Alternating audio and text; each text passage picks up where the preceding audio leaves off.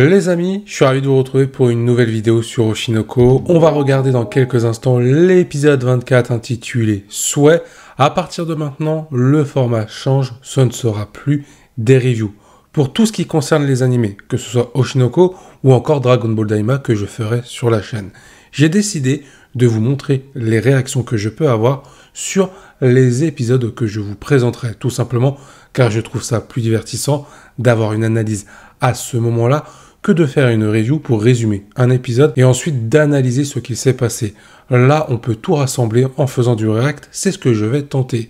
Je vous invite à donner votre avis en commentaire sur ce que je pourrais améliorer concernant ce format de vidéo. Je compte sur vous. En attendant, moi j'ai hâte de découvrir l'épisode et on ne va pas attendre plus longtemps. Donc il me semble que l'épisode dernier, on s'était arrêté sur sur Ruby qui avait découvert le cadavre de Goro. Oula, elle est en tôle ou quoi? Ah ben oui, non, forcément. Il doit y avoir enquête, elle a découvert le cadavre, donc forcément elle est en train d'être interrogée, en train de témoigner. Moi je me pose toujours la question comment il a pu se retrouver là, parce qu'il est tombé d'une falaise, il n'a pas pu entrer dans la falaise, quoi. Alors je veux bien que la nature reprend ses droits, mais quand même. En vrai, c'est un double choc hein, pour Ruby, parce que non seulement déjà elle découvre un cadavre, donc ça fait jamais plaisir, c'est sûr. Et par rapport à son ancienne incarnation, donc Sarina, je crois que c'était son prénom, bah, elle idolâtrait à mort Goro, elle était amoureuse de lui. Avec Ruby, elle voulait clairement être fiancée à lui. Et là, elle découvre son cadavre. C'est un double choc. Lui, il prend tout pour lui. C'est un truc de fou. À quoi il culpabilise pour tout? Je pense qu'Akane va découvrir la vérité, je pense. Voilà, tu prends tout le poids du monde sur tes épaules, voilà. En vrai, la position d'Aqua, elle est compliquée, hein, parce que c'est quand même le mec qui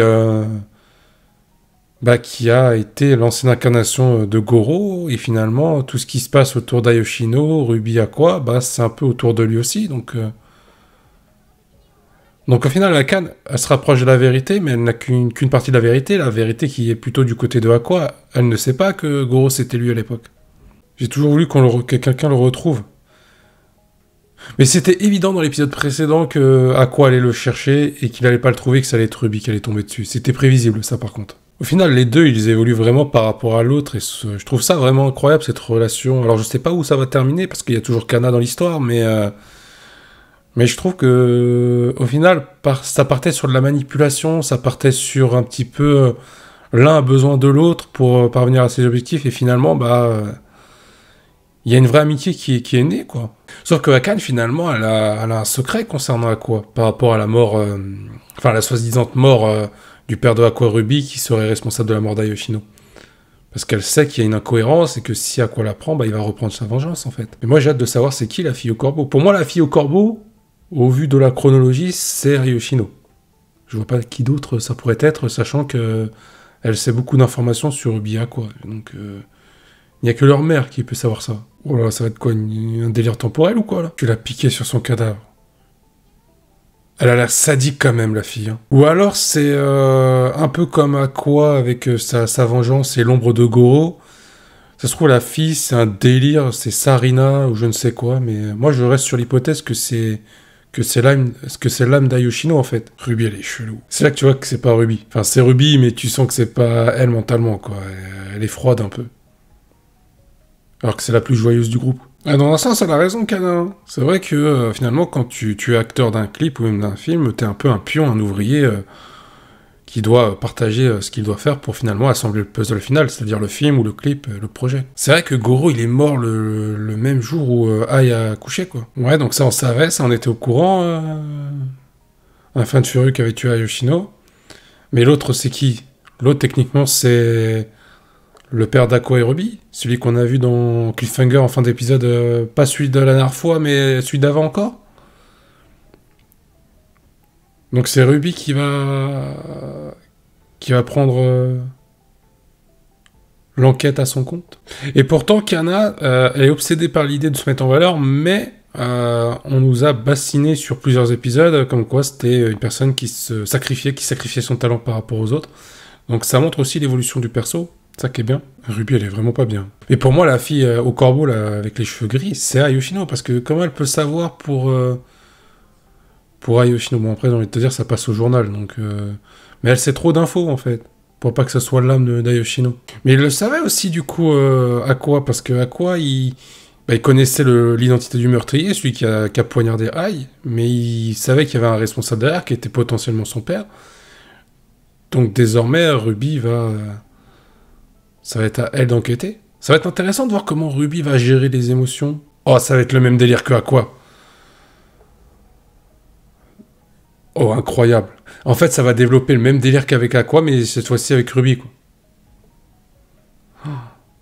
Par contre, les scènes, elles sont magnifiques. Mais ce qui serait intéressant, c'est de voir comment Aqua, quand il va savoir au final qu'il a été victime d'une incohérence dans son histoire par rapport à son père, de voir comment il va réagir. Est-ce qu'il va vraiment reprendre sa vengeance ou est-ce qu'il va essayer de ramener à la raison Ruby?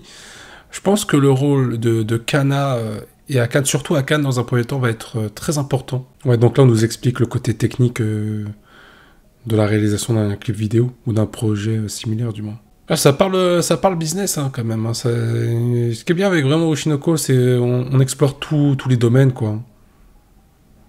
C'est qu'on nous explique comment réaliser un projet, qu'est-ce qu'il faut, quelles sont les visions des choses, enfin, la vision des choses en termes de business, en termes d'idées, comment faire des économies d'argent aussi, quelle est la valeur des acteurs qui participent au projet. Moi, je pense qu'à un moment donné, je ne suis pas le manga, hein, je précise, mais je pense qu'à un moment donné, Aqua Kana vont être ensemble.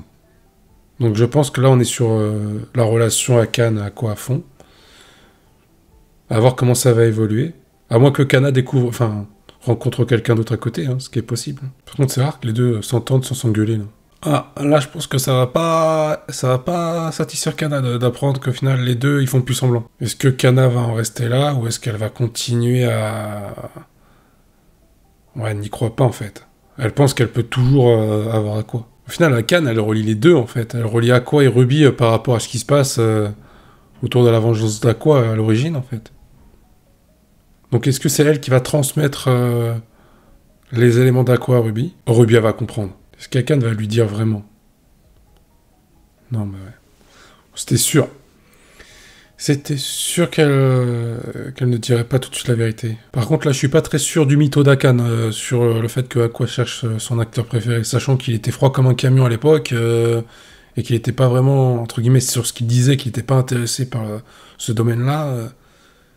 Difficile de croire à ce mensonge. Mais en vrai, Ruby, elle est alimentée par la vengeance, la haine, parce que non seulement le responsable a tué Ai, et il serait à l'origine de la mort de Goro, mais si elle apprend que Aqua, donc son frère actuel, c'est Goro par rapport à son ancienne incarnation, ça peut changer beaucoup de choses. Idem pour Aqua finalement. Parce que Aqua, s'il apprend que Ruby c'est Sarina, bah au final, est-ce que c'est pas ça qui pourrait faire que leur vengeance se termine définitivement?